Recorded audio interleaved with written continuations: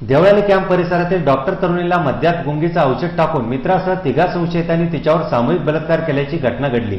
तसेच घटनास्थळी उपस्थित असलेल्या पायल नामक तरुणीने या घटनेचं चित्रीकरण केलं असून वाच्यता केल्यास हे चित्रीकरण व्हायरल करण्याची धमकी देऊन मुख्य संशयितांनी पुन्हा बलात्कार केला असल्याचे पीडित तरुणीने पोलीस ठाण्यात दिलेल्या फिर्यादीत म्हटले आहे। या प्रकरणी मुख्य संशयित वृषभ उर्फ मंगल नूर बहादूर सिंग याला देवळाली कॅम्प पोलिसांनी अटक केली आहे।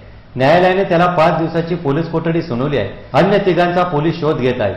ही तरुणी मुंबईची रहिवासी असून वर्षभरापूर्वी देवळाली कॅम्प शहरात आली होती।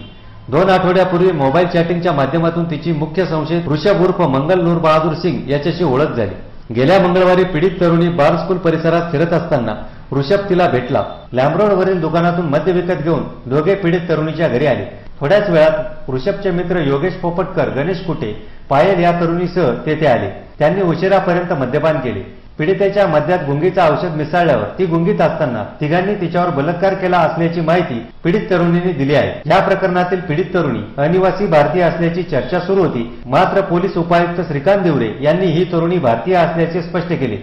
कॅम्प पोलीस स्टेशनमध्ये 90/16 क्राईम नंबर, त्याच्यामध्ये 376D, 328 आणि 34 भादवी इंडियन पिनल कोड असा एक गुन्हा आम्ही दाखल केलेला आहे। त्याच्यामध्ये जी फिर्यादी आहे तिने अशी तक्रार पोलीस स्टेशनला दिलेली आहे की 13 तारखेला रात्री तिच्यावर तिचाच मित्र हे सगळे दारू प्याले होते, त्याचे 2 मित्र आहेत अजून एक, आणि त्यांनी तिच्यावर अतिप्रसंग करण्याचा प्रयत्न केला असे एक तक्रार त्या महिलेने आम्हाला दिलेली आहे। त्या अनुषंगाने हा गुन्हा दाखल झालेला आहे। त्याच्यामध्ये जो मुख्य आरोपी महिलेने FIR मध्ये दिलेला आहे त्याला देखील आम्ही अटक केलेली आहे। जे 2 आरोपी आहेत त्याच्या देखील आम्ही मार्गावर आहोत, ते देखील लवकरच अटक होते।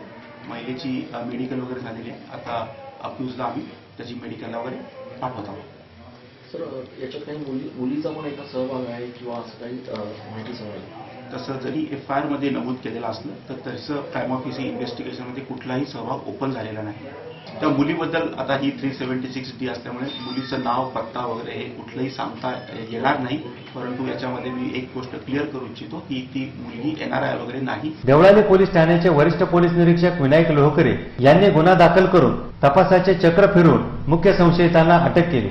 यावेळी त्यांच्या तपासकामी तपास अधिकारी, महिला पोलीस उपनिरीक्षक जयश्री अनावते आणि police constable Gulab Sonar, Prashant Dangale, Anil Pawar, Anil Ayer, ASI Dhage यांनी सहकार्य केले। नाशिक सिटी न्यूज साठी video journalist Bharat Chavan, Deolali camp.